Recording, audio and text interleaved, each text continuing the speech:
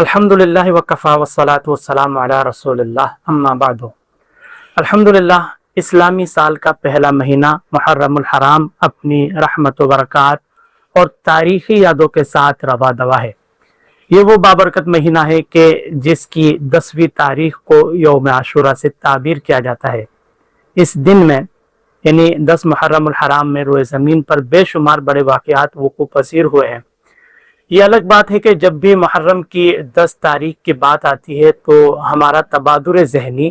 صرف اس جانب ہی منتقل ہوتا ہے کہ یہ حضرت امام حسین رضی اللہ عنہ اور آپ کے رفقا کی شہادت کا دن ہے۔ اس میں کوئی شک نہیں کہ 10 محرم الحرام حضرت امام حسین رضی اللہ تعالی عنہ اور آپ کے رفقا کی شہادت کا دن ہے، لیکن ایک بہت بڑی حقیقت یہ بھی ہے کہ اس عاشورہ کے دن کو 10 محرم الحرام کو دیگر بڑے واقعات سے بھی نسبت حاصل ہے۔ یعنی جس طرح 10 محرم الحرام کو حضرت امام حسین رضی اللہ تعالی عنہ کی شہادت ہوئی تھی، اسی طرح آپ کی شہادت سے پہلے بھی 10 محرم الحرام کو دیگر بڑے اور تاریخی واقعات صادر ہوئے ہیں۔ جیسے روایات میں ذکر ہے کہ حضرت آدم علیہ السلام نے اللہ تعالیٰ کی بارگاہ میں توبہ کی تو اس دن میں اللہ تبارک و تعالیٰ نے ان کی توبہ کو قبول فرمایا۔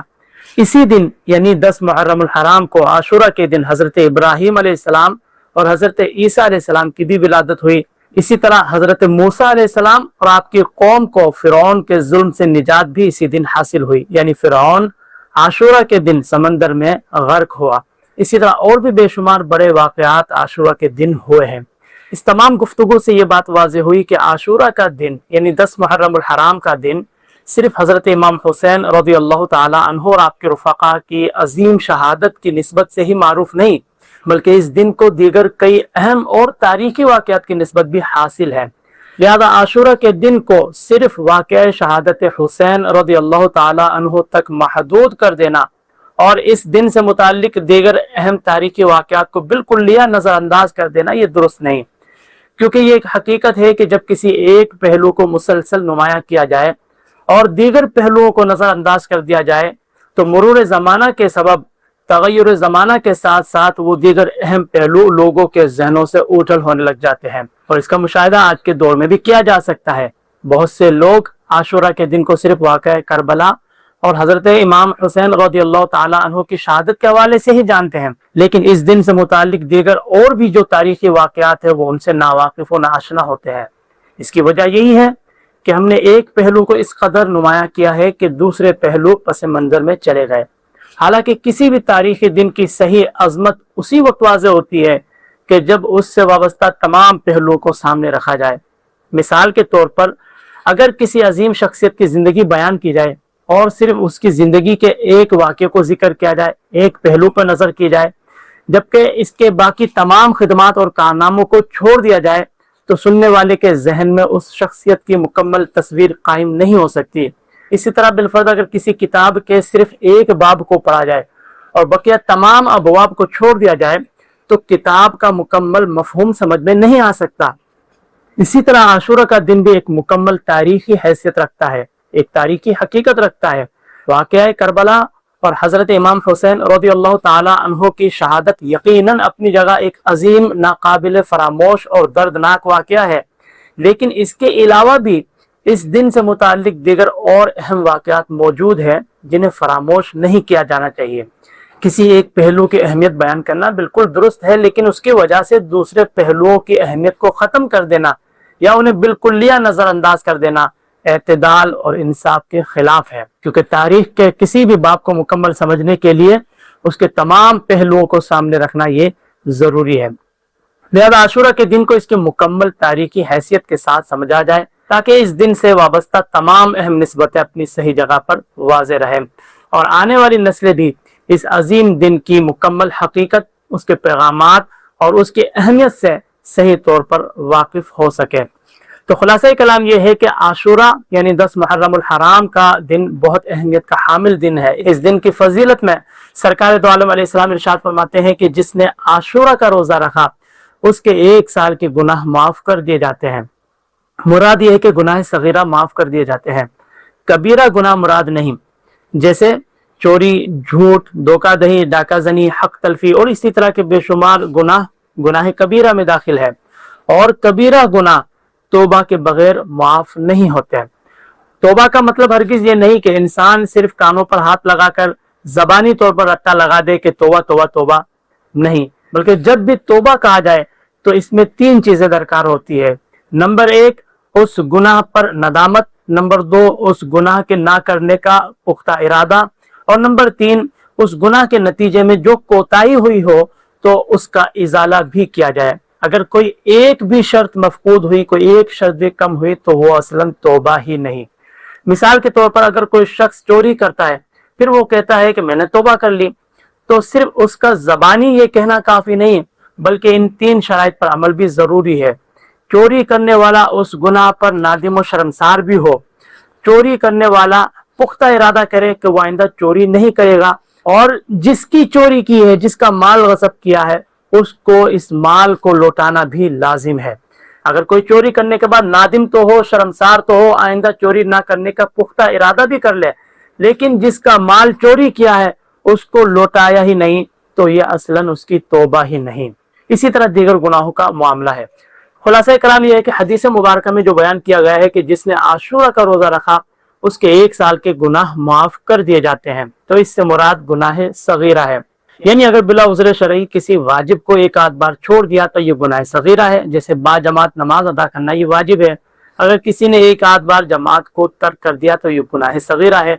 لیکن اگر کوئی بار بار جماعت کو ترک کرتا ہو، عادی ترک جماعت ہو، تو اب اس کا یہ عمل گناہ کبیرہ میں شمار ہوگا۔ اسی طرح مرد کے حق میں چاندی کی 4.5 ماشت تک انگوٹھی پہننے کی اس کو اجازت ہے کہ جس میں صرف 1 پتھر لگا ہو۔ اگر 1 سے زیادہ انگوٹھیاں پہنی یا 1 انگوٹھی پہنی کہ جس کا وزن 4.5 ماشت سے زیادہ ہو تو یہ بھی جائز نہیں۔ لہذا اگر کسی نے 1 آدھ بار خلاف شرع طریقے پر انگوٹھی پہنی تو اس کا یہ عمل گناہ صغیرہ میں شمار ہوگا۔ لیکن اگر اس نے عادت بنا دی، جیسا کہ بے شمار لوگوں نے یہ خلاف شرع طریقہ اختیار کیا ہوتا ہے کہ 4.5 ماشا سے زیادہ وزنی انگوٹھی پہننے کے وہ عادی ہوتے ہیں، اور کچھ لوگ تو 1 سے زیادہ انگوٹھی پہننے کے عادی ہوتے ہیں، تو ان کا اس عمل پر استمرار، اس کی عادت بنا لینا، اس پر مواظبت اختیار کر لینا، اس گناہ صغیرہ کو گناہ کبیرہ میں داخل کر دے گا۔ کیونکہ نبی کریم علیہ السلام ارشاد فرماتے ہیں کہ کوئی گناہ بار بار کرنے سے صغیرہ نہیں رہتا، اور کوئی گناہ توبہ کرنے کے بعد کبیرہ نہیں رہتا۔ یعنی جب انسان صغیرہ گناہ بار بار کرتا ہے تو وہ صغیرہ گناہ کبیرہ بن جاتا ہے۔ کہ نبی کریم علیہ الصلوۃ والتسلیم عاشورہ کی فضیلت میں بیان فرماتے ہیں کہ جس نے عاشورہ کے روز اپنے گھر میں رزق کی فراخی کی، اللہ تبارک و تعالی اس پر سارا سال فراخی فرمائے گا۔ یعنی اگر کوئی شخص 10 محرم الحرام کے دن اپنے گھر میں خوب اچھے کھانے پینے کا اہتمام کرے تو اللہ تبارک و تعالی سارا سال اس کے رزق میں وسعت فرمائے گا، کشادگی فرمائے گا۔ لہذا معلوم ہوا کہ جو دوست احباب رزق کی تنگی کا شکار ہو، ان کے لیے ایک بہترین یہ وظیفہ ہے کہ وہ عاشورہ کے دن گھر میں خوب اچھے کھانوں کا اہتمام کرے۔ انشاءاللہ اس کی برکت سے سارا سال رزق میں برکت ہوگی۔ یہاں یہ بات ضرور یاد رکھی جائے کہ اس کا مقصد صرف کھانے پینے کی ایک رسم ادا کرنا نہیں ہے، بلکہ اس کے پیچھے ایک عظیم سبق ہے کہ بندہ اللہ تبارک و تعالیٰ کی نعمتوں پر شکر ادا کرے، اپنے گھر والوں کے ساتھ محبت اور اچھا برتاؤ کرے، اور اللہ تعالیٰ کی راہ میں خرچ کرنے کا جذبہ پیدا کرے۔ لہذا اگر کوئی شخص پورے سال اپنے گھر والوں کے ساتھ سختی کرتا ہو، ان کی ضروریات کا خیال نہیں رکھتا، والدین، بیوی، بچوں کے حقوق ادا نہیں کرتا، لیکن صرف عاشورہ کے دن اچھے کھانوں کا اہتمام کرے، تو اسے اپنے رویے کی اصلاح کرنی چاہیے۔ کیونکہ اسلام صرف چند مخصوص دنوں کے اعمال کا نام نہیں، بلکہ مرئی تقاضوں کے مطابق زندگی گزارنا یہ اسلام کا پیغام ہے۔ لہذا عاشورہ کا دن ہمیں یہ بھی سکھاتا ہے کہ ہم اپنے گھروں میں ہمہ وقت محبت، رحمت اور برکت کا ماحول پیدا کریں۔ پھر آخر میں ایک بات یہ ضرور یاد رکھیں کہ جیسا کہ ہم نے بیان کیا کہ عاشورہ کا دن بڑی اہمیت کا حامل دن ہے، سابقہ امتوں میں بھی عاشورہ کے دن کو بڑے قدر کی نگاہ سے دیکھا گیا ہے، لیکن نبی کریم علیہ السلام کی تشریف آوری کے بعد اس امت محمدی صلی اللہ علیہ وسلم میں جو سب سے بڑا دل دہلا دینے والا واقعہ رونما ہوا وہ واقعہ کربلا ہے۔ یہی وہ دن ہے کہ جس میں نواسۂ رسول حضرت امام حسین رضی اللہ تعالی عنہ نے اپنے رفقا کے ساتھ جام شہادت نوش فرمایا ہے۔ لہذا اس دن کی اہمیت کو مد نظر رکھتے ہوئے حضرت امام حسین رضی اللہ تعالی عنہ اور آپ کے رفقا کی ارواح کو خوب احصال ثواب کا اہتمام کیا جائے۔ بالخصوص حضرت امام حسین رضی اللہ تعالی عنہ کی تعلیمات پر عمل کرتے ہوئے شرعی تقاضوں کے مطابق زندگی گزاری جائے۔ لیکن مقام افسوس تو یہ ہے کہ آج یہ امت حضرت امام حسین رضی اللہ تعالی عنہ کے احصال ثواب کی نیت سے ضیافت کا اہتمام تو کرتی ہے، لیکن ان کی تعلیمات پر عمل نہیں کرتی، اور اس کا مشاہدہ کیا جا سکتا ہے۔ بے شمار مقامات پر لوگ ساری رات بلند آواز سے قوالیاں لگا کر لڈو، تاش وغیرہ اور دیگر خرافات میں مبتلا ہو کر لوگوں کو پریشان کر کے حلیم یا دیگر ضیافت کا اہتمام کرتے ہیں، لیکن جب نماز فجر کا وقت ہوتا ہے تو یہی محبان حسین، یہی محبان اہل بیت نماز فجر کو ہی چھوڑ دیتے ہیں۔ حالانکہ حضرت امام حسین رضی اللہ تعالیٰ عنہ تو بڑے ذوق و شوق سے نمازیں ادا فرمایا کرتے تھے۔ اس کا مطلب یہ ہوا کہ آج ہم نے عاشورہ کے دن کو بھی گپ شپ کا ایک ذریعہ بنا لیا ہے۔